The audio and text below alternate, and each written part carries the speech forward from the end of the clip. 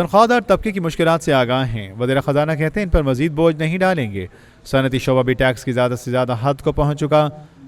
مجموعی قرضے $258 ارب تک پہنچ چکے۔ صنعتی شعبہ بھی ٹیکس کی زیادہ سے زیادہ حد کو پہنچ چکا۔ پاکستان پر مجموعی قرضے $258 ارب تک پہنچ چکے۔ معیشت میں قرضوں کا حصہ 69% تک پہنچ چکا۔ وزیر خزانہ کا فرانسیسی نیوز ایجنسی کو انٹرویو، کہا ملک میں 52 لاکھ سے زائد انکم ٹیکس گوشوارے جمع ہوئے ہیں۔ ان کا کہنا تھا کہ اس وقت ٹیکس بیس میں 29% اضافہ کیا گیا۔ سرکاری کارپوریشنز میں چوری روکنا ہوگی۔ ٹیکس چوری کسی صورت برداشت نہیں کر سکتے۔ بجلی کے نقصانات پر قابو پائیں گے۔ وزیر خزانہ کا فرانسیسی نیوز ایجنسی کو انٹرویو دیتے ہوئے کہنا تھا کہ پی آئی اے کی نجکاری نومبر میں کر دی جائے گی۔ پی آئی اے کی اساس و جات کی جانچ پڑتال کی وجہ سے نجکاری عمل میں تاخیر ہوئی۔ زرعی آمدن سے ٹیکس کی وصولی بہتر کرنا ہوگی اور ریئل اسٹیٹ ریٹیلر سیکٹر سے ٹیکس آمدن بڑھانا ہوگی۔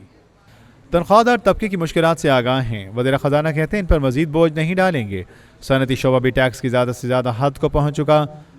مجموعی قرضے $258 ارب تک پہنچ چکے۔ صنعتی شعبہ بھی ٹیکس کی زیادہ سے زیادہ حد کو پہنچ چکا۔ پاکستان پر مجموعی قرضے $258 ارب تک پہنچ چکے۔ معیشت میں قرضوں کا حصہ 69% تک پہنچ چکا۔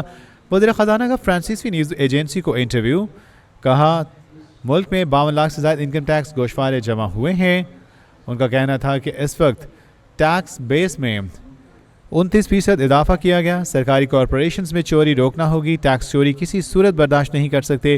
بجلی کے نقصانات پر قابو پائیں گے۔ وزیر خزانہ کا فرانسیسی نیوز ایجنسی کو انٹرویو دیتے ہوئے کہنا تھا کہ پی آئی اے کی نجکاری نومبر میں کر دی جائے گی۔